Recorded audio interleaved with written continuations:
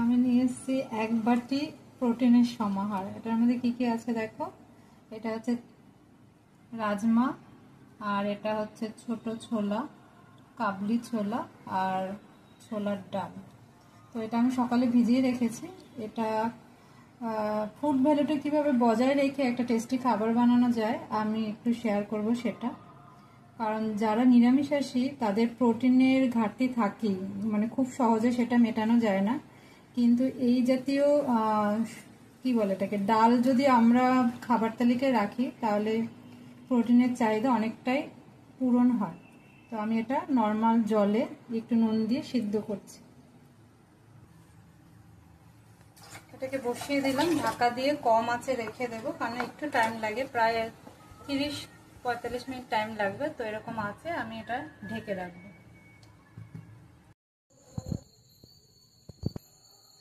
আমি ডাল সেদ্ধ করে নিয়ে এলাম। অ্যাকচুয়ালি এটা আমার রান্না করার দেখানোর মেইন উদ্দেশ্য, আমরা এটা সবাই রান্না করতে পারি, কিন্তু অনেকেই যেটা আমরা পারি না সেটা হচ্ছে ফুড ভ্যালুটাকে ঠিক রাখা। তো আমি ট্রাই করব কি করে এটার ফুড ভ্যালু ঠিক রেখে মানে টেস্টি খাবার বানানো যায়। আমি এর জন্য খুবই সামান্য কিছুই ব্যবহার করব, আলু, গাজর, ক্যাপসিকাম। যারা ডায়াবেটিস বা ওজন নিয়ন্ত্রণ করতে চাইছেন তারা অবশ্যই আলুটাকে দেবেন না। আর মশলা হিসেবে নিয়েছি সাদা জিরে, লঙ্কা, কারি পাতা আর জিরে। আদা দেওয়া যেত, আমার ঘরে আজকে নেই তাই আমি দেব না। আর আমি আজকে এটা ব্যবহার করব তিলের তেল, যেটা অনেক গুড একটা ফ্যাট। তো এই দিয়ে আমার আজকে রান্নাটা হয়ে যাবে।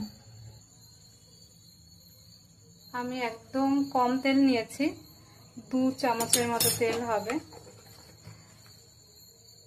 আসলে অনেকেরই ধারণা যে তেল মশলা বেশি দিলেই রান্না টেস্টি হয়, কথাটা কিন্তু একদম ঠিক না। লঙ্কা দিয়ে দিলাম।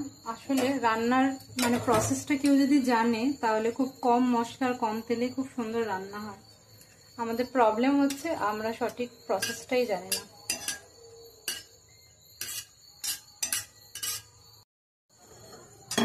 আমি দিয়ে দেব এবার। হ্যাঁ, জিরেটা দিলাম না, এরপর কি দেবো বলো? তুমি এটা পছন্দ করো এই রান্নাটা?